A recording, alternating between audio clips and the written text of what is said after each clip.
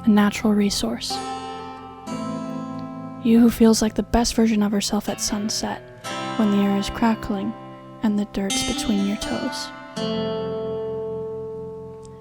You who, as the sun's rising, promises to be quiet and let the dawn share its secret with the day on its own.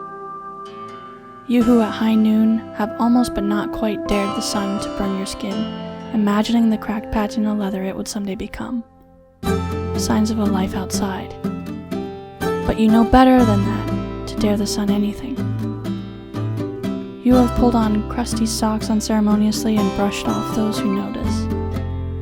You who know that all the bruises and scrapes from scrambling and rambling are the best, because they remind you of being alive.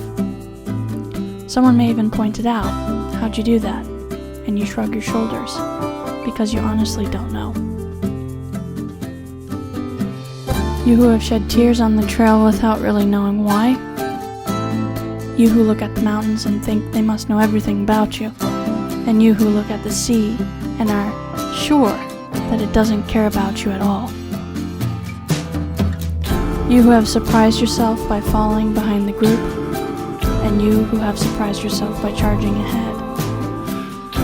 The trail's the same, but each time, you're the one who's different.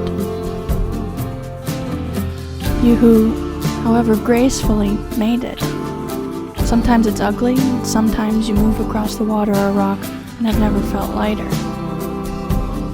You who makes sure to take one more picture, not just with your camera, but with your soul, to keep nature as a piece of wonderment and inspiration throughout you.